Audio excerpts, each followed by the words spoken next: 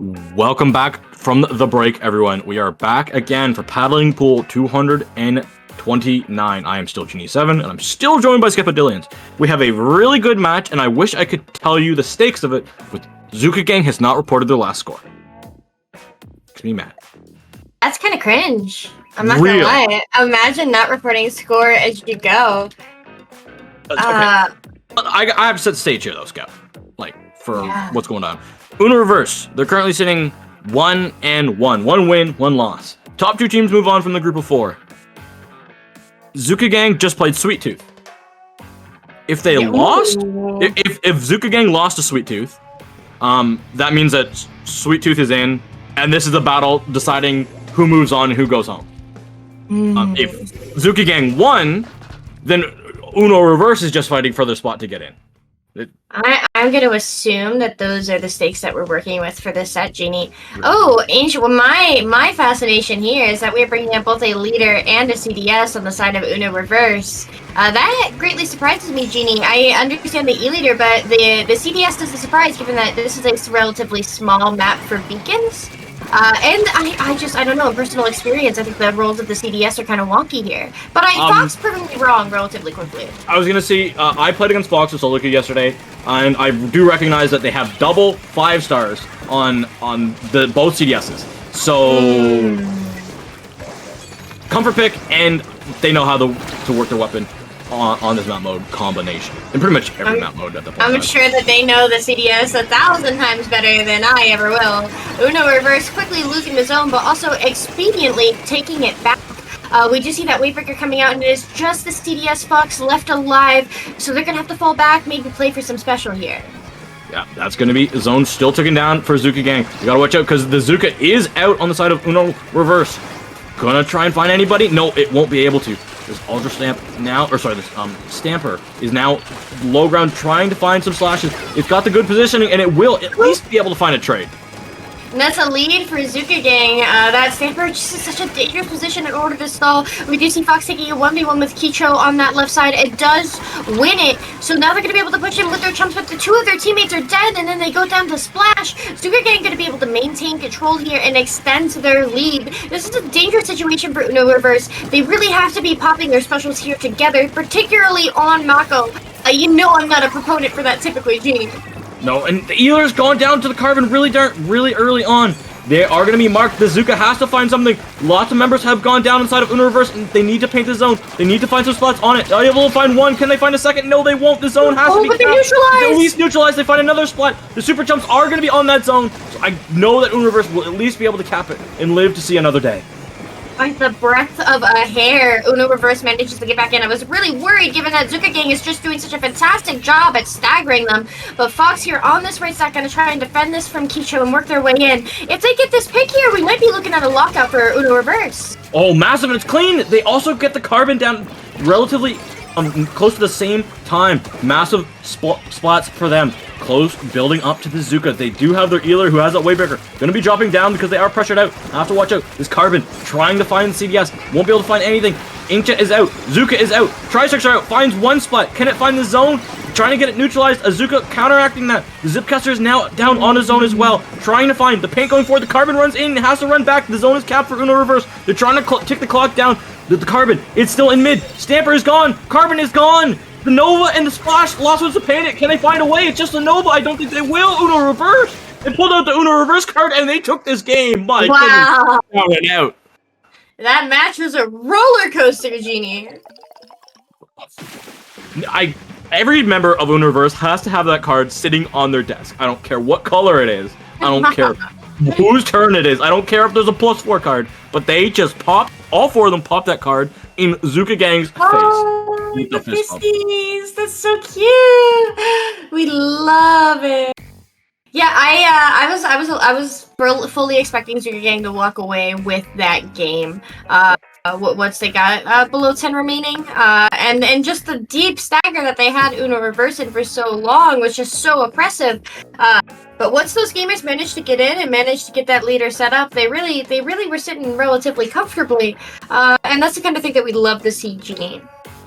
Yeah, and if I'm ZooKa Gang, I'm trembling going into this next map mode combination because we got a lot to dissect on this map, more so than the other two, which are a lot more stock and standard. Clamblitz Flounder Heights is a unique map mode that people, if they see it in open, if they see it in solo queue, if they see it in X, they just don't play. They just dodge. I've had this map come up on when you hit random. I've had somebody close the lobby and say pick a different map mode. Real. Yeah. I don't really know what to expect from it. Like, in theory... A snowball? Yeah, true. That's it, 100-0 push. That's honestly what I'm going into this expecting. Whoever wins the opening fight wins the game. GG go next. Hopefully, for ZooKa Gang, they managed to clutch it up, and we're looking at Rainmaker Undertow, which is much more standard. Yeah. I don't know, I like seeing something spicy. We have two standards and one spicy. It adds a little bit flavor to the tournaments. I appreciated Rainmaker Flounder last week. I do not appreciate this. I'm gonna be so real. It has the problems of that Zones has, but exponentially more difficult. Because the fact that has all the clams. You have mid, you have all the clams. If you have mid, you have clam spawns. If you have mid, you control the map. If you have mid, you control what the enemy team can do. So you just can kind of build up. Honestly, you could probably build up like 4 or 5 power clams in mid and then go for a push. Yeah, sorry, so don't look at BC text. Yeah. Well, you said don't look at it, and of course I have to look at it. Yeah, I know. That was bait. Bruv.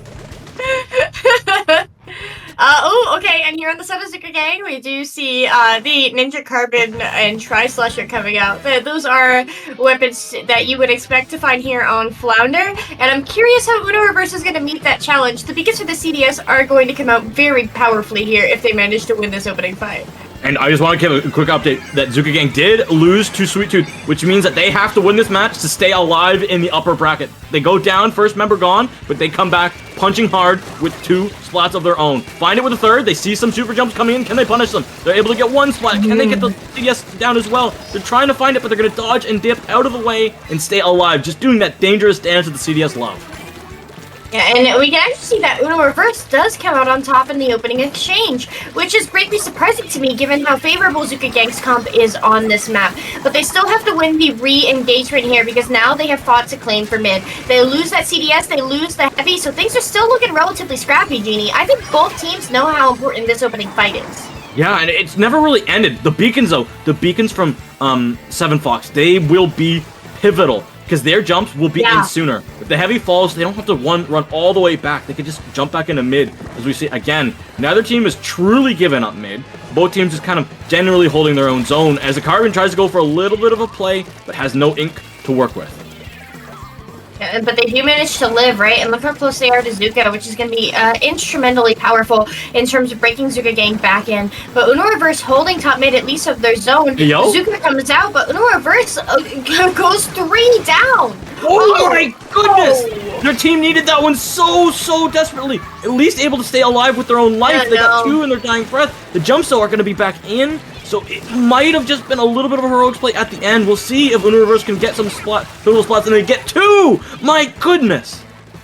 Yeah, pushing beyond elbow before you have clams and are situating for a push is quite risky there from Uno Reverse. And they do get punished for it. So this is going to give ZooKa Gang an opportunity to break back into mid, which they do, which respectfully they rightfully should not have had.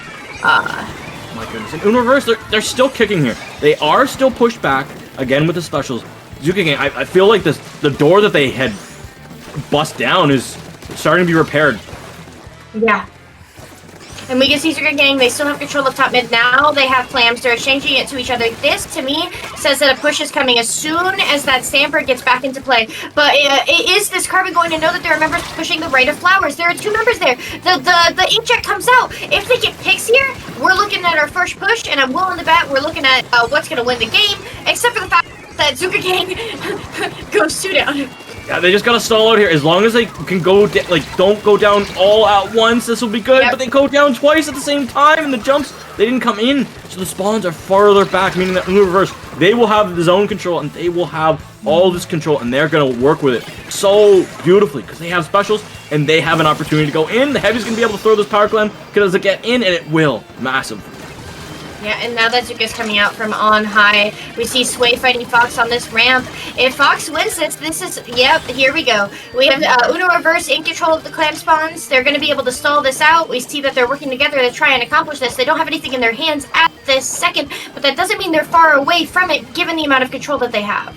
Yeah, good spots coming out from ZooKa Gang. They needed those to really shut the door. The clams are just going to get launched in. Might as well, because at this point in time, you've given up mid. Down to 41, though. I like the push, but multiple power clams can be made quite quickly on this map, so 40 is not actually all that safe of a lead. No, I think that this is safe. I disagree. I think the amount of scrapping that has been going on for the first 4 minutes of this game, and the fact that both teams have just been desperately clawing their way back into mid, the fact that Uno Reverse was able to get that dunk, to me, means that ZooKa Gang, they better be digging their way out of their own graves here. I like that. And here goes that cooler out. The Tri-Slug trying to find some spots, but will go down quite quickly. Followed quickly by the Stamper. Uno Reverse marching their way forward. And those Tri-Sticks are out, meaning you can't really protect yourself if you have the splash. They're going to go down really easily. Just up to the carbon on ZooKa Gang. What can they find? They're going to fall low ground. Their location has been marked. We've got just under 40 seconds remaining in this game. And Uno Reverse, I believe they're just calling to hold mid. They're playing to hold defensively, and they're going to play with the lead. So. Yeah, absolutely. That the name of the game here is how whoever has high ground is more likely to win their fights, right? We can see that Uno Reverse has 2 specials, and they are waiting. They are baiting ZooKa Gang into the push here, and so while they do burn, it's still Uno Reverse still in dominant control, Genie. Yeah, and the carbon getting marked out by the Wave Breaker, and I believe the Wave Breaker is a sprinkler or something. Just takes them out. The Heavy not even looking at them because he gets the credit. There goes the ZooKa coming out, and here goes the Heavy. Going with the super jumps in, trying to find a way in, but has to dodge and wait a little bit so they don't trigger overtime. Unfortunately, they get taken out in that moment in time. I believe with that little bit of hesitation, the ZooKa Gang, they have a little bit of an opportunity. Pocket 7, can they grab the power? The power of Bumpers? No, they somehow grab it, but they are going to get punished out. ZooKa Gang, no time though. They have to get across the map, and they have to do it here and now. Their time has gone and wasted. The minute overtime started, they had to get out of their own street and start breaking through mid and into their opponent's basket. There simply was no time. They were given an ultimatum, and that ultimatum was defend your basket or push. And they chose to defend their basket, which means that they had no opportunity. Absolutely terrifying play there from Uno Reverse. Yeah, Uno Reverse coming up big in a pivotal game, meaning they will eliminate ZooKa Gang from contention and put themselves in that 2nd seed spot. Moving on to our top cut single elimination bracket. Wow. Wow, indeed, Genie. That map, you like it? Didn't play exactly how I expected it to, but it played exactly how it should. Yeah. And how it ought to.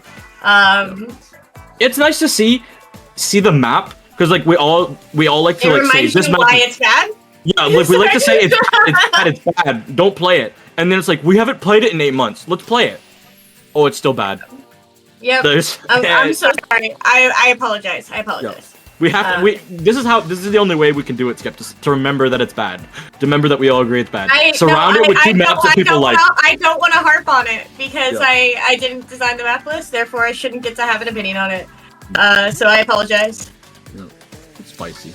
But anyway, what is spicy is that we have some more match scores coming in. Exclamation mark bracket to follow along with those games, so you can see.